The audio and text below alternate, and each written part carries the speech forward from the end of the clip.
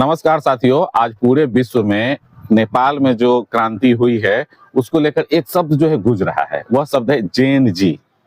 जेन जी क्या है, इसको समझने के लिए हम आपको ले चलते हैं 124 साल पहले। जेन जी नया शब्द नहीं है, अलग अलग समय में यह अलग अलग क्रांतियों के लिए प्रयोग हुआ है।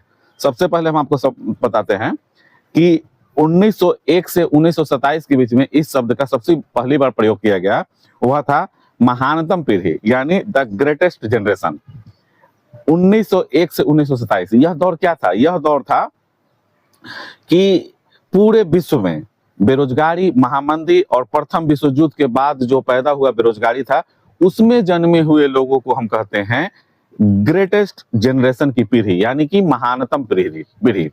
उसके बाद दूसरा जो दौर आया 1928 से 1945, इस पीढ़ी को कहते हैं साइलेंट जनरेशन, यानी कि मूक पीढ़ी। यह एक ऐसी पीढ़ी थी कि इस पीढ़ी ने पूरे दुनिया का विश्व आर्थिक भयंकर मंदी से गुजरते हुए देखा। हम यह जानते थे कि 1928 और 1930 का जो विश्व आर्थिक मंदी है, उसमें पूरी दुनिया में जो है एक बड़ी बेरोजगारी जो है आपको देखने को मिला। और इस पीढ़ी ने क्या किया कि न सिर्फ दूसरे विश्व युद्ध को झेला, बल्कि भयंकर आर्थिक मंदी से भी गुजरा। और जो अपना खर्च है, जो दैनिक खर्च है, यह पीढ़ी ऐसा पीढ़ी था जो अपने दैनिक खर्चों को कम किया, यानी जो मित व्यय था, जो हम अपने सुख सुविधाओं के लिए प्रयोग करते हैं, इस पीढ़ी जो है एक ऐसी पीढ़ी थी जो एक तरह से मरहूम रही इन चीजों से। इस पीढ़ी को नाम दिया गया मूक पीढ़ी, साइलेंट जनरेशन।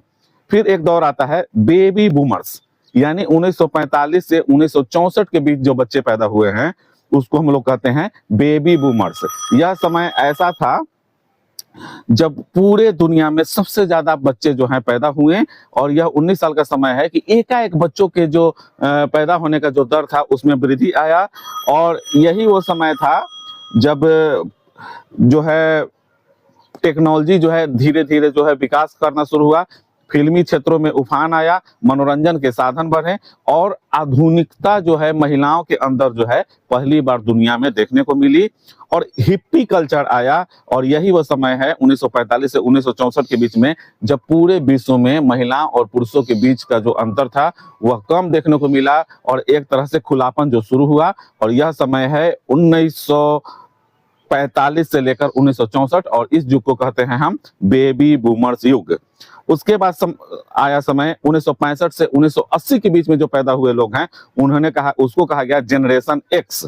जनरेशन एक्स इसलिए कहा गया कि इस पीढ़ी ने यौन क्रांति, महिला अधिकारों आंदोलन और एड्स जैसी बीमारियों के आगमन को झेला। और इस पीढ़ी को एमटीबी पीढ़ी भी कहते हैं, क्योंकि यह पीढ़ी एमटीबी के शुरुआती वर्षों की पीढ़ी है। उसके बाद एक दौर आया जिसका जन्म 1981 और 1996 के बीच में हुआ। इस पीढ़ी को हम कहते हैं मिलेनियम पीढ़ी। यह पीढ़ी ऐसी है जो कंप्यूटर के आगमन को नजदीक से देखा, मोबाइल, इंटरनेट और अन्य उपकरणों के साथ अपना जीवन आगे बढ़ाया। और साथ ही साथ इस पीढ़ी का कार्य जो है अक्सर कार्य स्थल पर लचीलापन देखा गया, अनुभव एवं अवसर के लिए महत्व दिया जाने लगा। और उसके बाद जो पीढ़ी आई जिसको जेन जी बोलते हैं, जो आज सबसे ज्यादा जो है दुनिया में फेमस हो रखा है, और नेपाल क्रांति का सूत्रपात जो है जनरेशन जी को कहा जाता है। यह है 1997 से लेकर 2012 के बीच में पैदा हुए बच्चे, जिन्हें जनरेशन जेड कहा जाता है, क्योंकि इस समय बच्चों की आंखों में जो है इंटरनेट जो है खुली अवस्था में सोचने समझने की जो है विकसित निर्भर की है। और साथ ही साथ है मीडिया के जो विकास का दौर है, मीडिया के या एक तरह से प्रिंट मीडिया, इलेक्ट्रॉनिक मीडिया और खास करके सोशल मीडिया जो है बहुत तेजी से बढ़ा। और जो वो फोर्स का 30% है, और जो भी आपके कार्य हैं और जो भी आप कार्य देख रहे हैं, उसमें इस आबादी का 30% योगदान है।